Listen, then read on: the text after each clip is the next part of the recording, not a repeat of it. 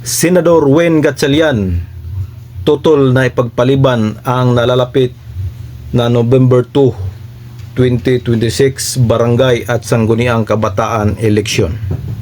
Kaya kung ako tatanungin, unang-una, unconstitutional na yan. At pangalawa, dapat matuloy na dahil pangatlo ng pagsuspend dito. At pangatlo, maraming tao umaasa na pumili ng kanilang mga local leaders.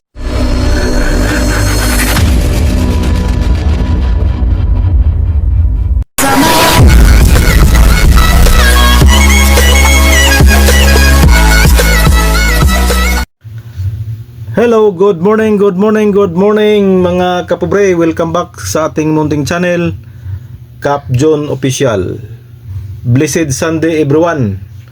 Pizza 9 na sa buwan ng Agosto. Panibagong araw, panibagong biyaya, panibagong pag-asa, panibagong lakas, and of course, panibagong vlog. For today's vlog mga kapobre, update sa barangay at sangguniang kabataan eleksyon.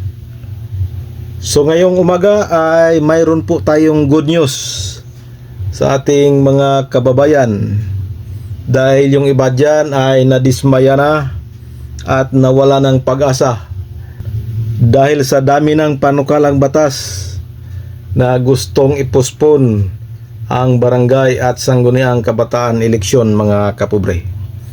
So ngayong umaga, no other than the former Senate Finance Committee at ngayon po ay ang kasalukuyang Senate President ng Senado.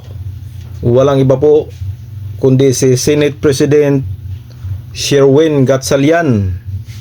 Tutol na tutol pong ipagpaliban ang nalalapit na barangay at sangguniang kabataan eleksyon. At sabi pa ng senador ay hindi na daw niya desisyon yon, kundi desisyon na ng Korte Suprema, dahil mayroon nang naunang desisyon ang Korte Suprema na last na po yung 2025 na postponement at bawal na pong mag-postpone muli. So yan po ang pahayag ni Senate President Sherwin Gatchalian mga kapobre. So medyo nabuhayan tayo ng dugo nito mga kapobre. At sana po hindi magbabago itong stand ni Senador Sherwin Gatchalian mga kapobre. Dahil mas mabigat to, dahil siya po ang presidente sa Senado mga kapobre. At para malinaw at klaro mga kapobre, ito po, panoorin natin tong panayam kay Senador Sherwin Gatchalian mga kapobre.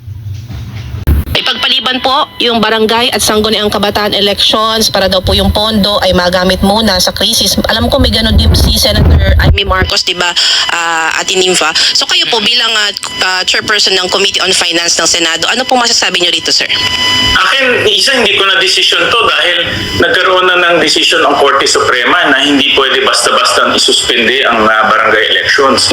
Kung matatandaan natin, itong pag-urong ng barangay election, pangatlo na ito Opo. Sa itong pag-urong ngayon, this year, ang mekanismo dito ay ginawa ng 4 years ang barangay election, kaya siya naurong. Sinabi kasi ng Korte Suprema nung huling pagsuspindi natin, last na yan at hindi nyo na pwedeng isuspindi dahil gumagawa lang kayo ng kahit anong dahilan. No? Dahil ang katapat naman nito ay pagkawala ng demokrasya at pagkawala ng oportunidad para sa mga kababayan natin pumili ng kanilang mga kandidato. Kaya kung ako tatanungin, unang-una, unconstitutional na yan. At pangalawa, dapat matuloy na dahil pangatlo ng pagsuspend dito. At pangatlo, maraming tao umaasa na pumili ng kanilang mga local leaders. So ibig sabihin po, Senator, maghanap na lang tayo muna ng ibang pwedeng tipirin at pagkunan ng pang-ayuda at iba pang kasi yung barangay election is only 8 billion 8 to 9 billion yan. Ngayon meron pa tayong 230 billion na pwedeng gastusin. So in other words, hindi naman kulang yung pera para paggastusan. Talagang nakalaan na yan para sa barangay election. So yan po, klarong-klaro ha. Hindi na po desisyon ni Senador Win Gatchalian kundi desisyon na po ng Korte Suprema. At dagdag pa ni Senador Win Gatchalian, pag naipospon pa ito po ay magiging unconstitutional na. At tungkol naman sa mga dahilan ng postponement ay yung crisis daw, mayroon ding sagot si Senador Win Gatchalian dyan, at sabi niya na mayroon pa daw 230 billion na pundo para gamitin sa mga krisis na darating sa ating bansa. Kaya hindi na po problema, hindi na po kailangang i-postpone at gamitin ang pira sa barangay at sangguniang kabataan eleksyon para sa krisis dahil mayroon daw nakalaang pundo para dyan. Kaya mga kapobre, ito na po. Wala na pong rason para i-postpone pa ito. At mismo na ang presidente ng Senado ay ayaw i-postpone. So isang malaking bagay ito mga kapobre. Again, sana po hindi magbabago ang paninindigan ni Senador Sherwin Gatchalian. Kung aabot man ito sa Senado, kung magkaroon man sila ng pagdinig patungkol doon sa inihain na postponement ni Senador Chis Escudero, sana po panindigan ni Senador Win Gatchalian ang kanyang naunang sinabi na kung siya ang tatanungin, pag i-postpone pa ay unconstitutional na.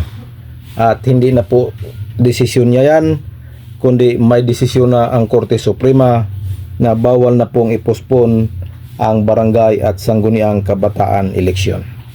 So yan po, magandang balita yan mga kapobre. So hanggang dito na lang ating quick update. So kita-kits sa susunod na upload or content natin. Please support. Isang like lang, basayan na tayo dyan. This is your Cap John Official. Bye bye and God bless us all. Sa ating mga bayaning OFW, ingat kayo dyan sa inyong mga trabaho. God bless us all.